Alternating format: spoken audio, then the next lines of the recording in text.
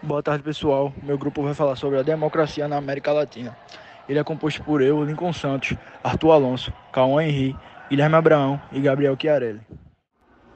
E agora, vamos falar sobre alguns tópicos mais importantes, de forma que passe pelos processos históricos e intemporais.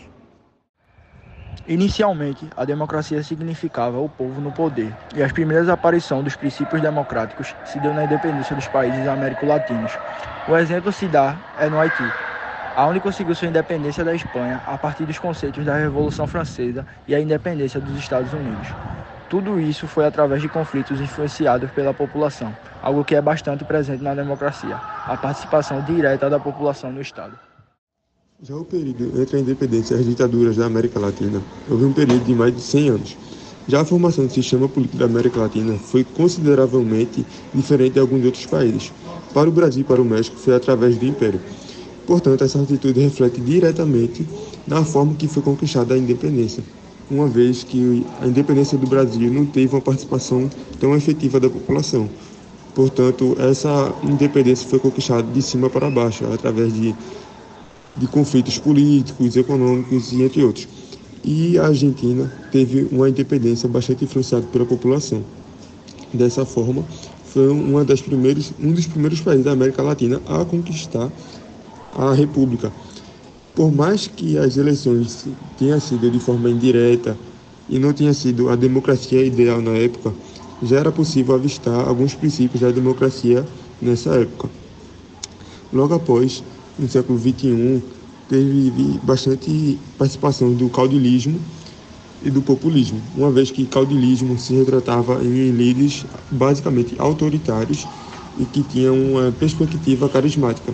E o populismo era presidentes que se baseavam em reformas políticas e sociais, de uma forma que conseguia conquistar a massa populativa. E com isso conseguia ter um bastante poder sobre a população. Durante o século XX, a América Latina experimentou uma série de ditaduras marcadas por repressão e violação dos direitos humanos em países como Brasil, Argentina, Chile e Uruguai.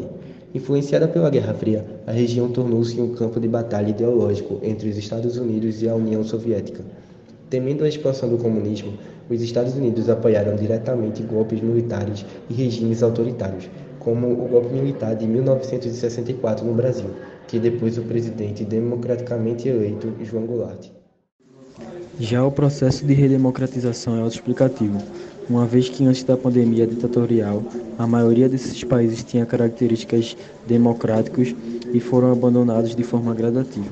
Portanto, houve a queda deste período e a democracia se reestruturou, basicamente entre 1980 até 1990, e alterou algumas formas, como o processo eleitoral, uma nova constituição, mudança do sistema político e etc. Já nesse processo, temos alguns exemplos de países. Uruguai. O Uruguai, em 1980, teve a rejeição de uma nova Constituição e forçou reformas políticas. Em 1984, eleições livres restauraram a democracia.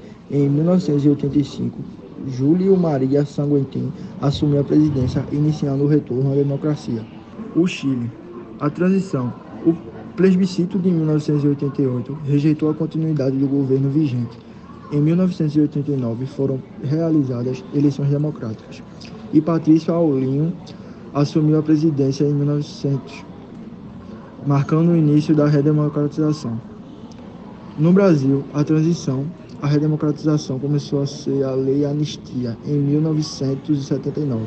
Em 1985, Tancredo Neves foi eleito indiretamente presidente e José Sarney assumiu a presidência, consolidando o retorno à democracia.